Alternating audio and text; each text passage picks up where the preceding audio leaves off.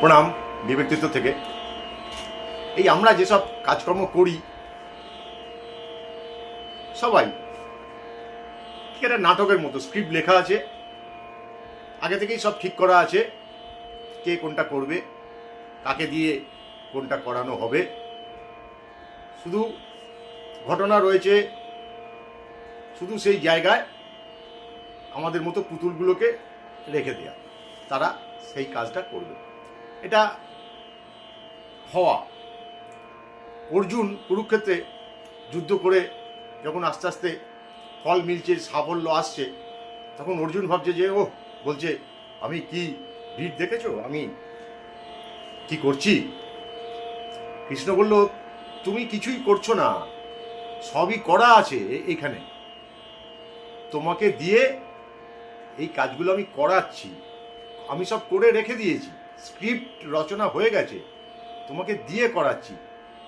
এইটাই আমাদেরও ঠিক তাই অবস্থা। দেখুন,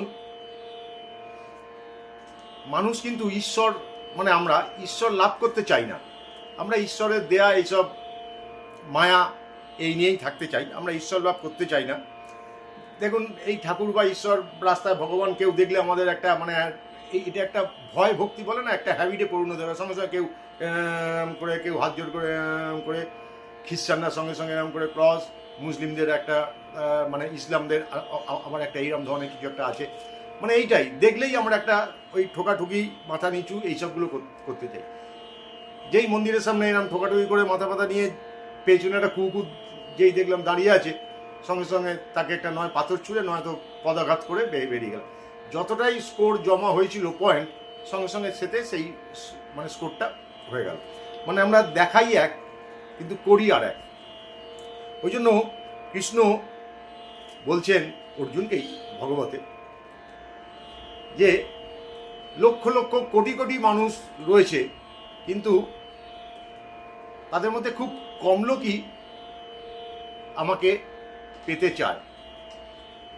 শ্রীকৃষ্ণ 4 ধরনের মানুষ বলেছেন, 4 ধরনের মানুষই পেতে চায়, এবং শ্রী ঠাকুরও কথামৃততে তাই লেখা আছে। ঠাকুরও ঠিক ওই 4 ধরনের মানুষের কথাই উল্লেখ করেছেন।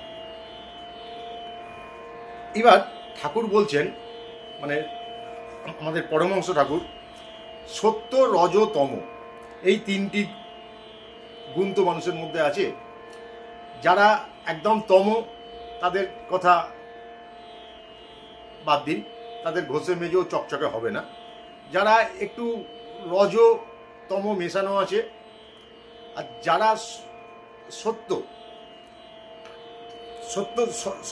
সত্যগুণ যাদের মধ্যে প্রবল, তারা একটা পৌঁছে গেছে, ওইখান থেকে বেরিয়ে গেলেই তারা ঈশ্বরমুখী হতে পারবে।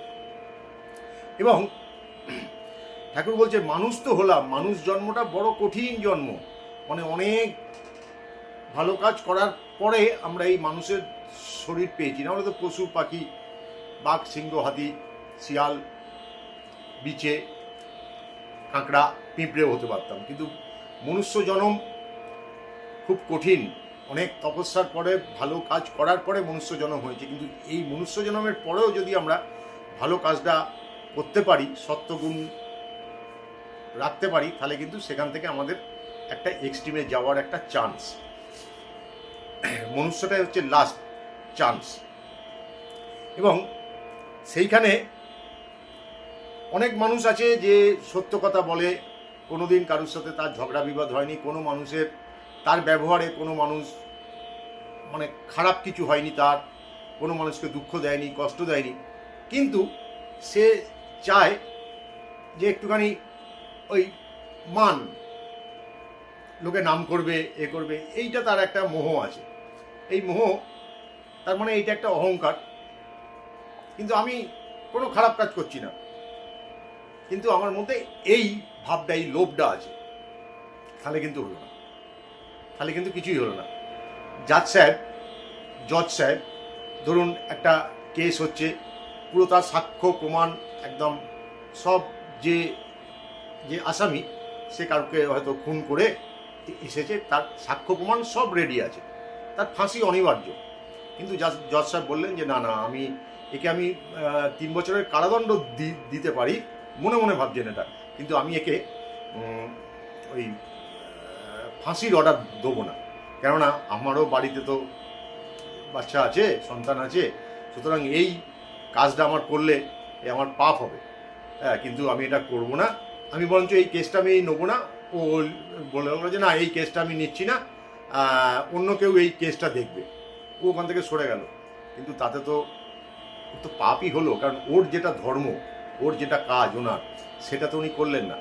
ওনাকে এই যে জজ সাহেবের এখানে বসানো হয়েছে, উনি তো স্বেচ্ছায়, মানে উনি তো না করেননি, জোর করে তো ওনাকে বসানো হয়নি, কিন্তু ওনার যে কাজ, যেটা দণ্ডবিধি, গভর্নমেন্ট যে রুলস, সেই রুলস মেনে তো উনি তো কাজ করলেন না। উনি দেখছেন যে এটা ভুল, একে এই সাজা দেওয়া উচিত, কিন্তু উনি দিলেন না। তার মানে উনি ধর্মের বিপথে গেলেন, বিরুদ্ধে গেলেন, উনি এটা করলেন না। তাতে তো ওনার পাপই হলো, পুণ্য তো কিচ্ছু হলো না। সুতরাং সবাই ভালো কাজ করছি, কিন্তু আমাদের সামান্য কিছু অ্যাক্টিভিটিসের জন্য আমরা আবার সেই ব্যাক টু প্যাভিলিয়ন চলে আসছি। এই ঠাকুরের উদাহরণগুলো বড় অদ্ভুত, বড় সুন্দর। প্রণাম ঠাকুর, প্রণাম মা, প্রণাম স্বামী।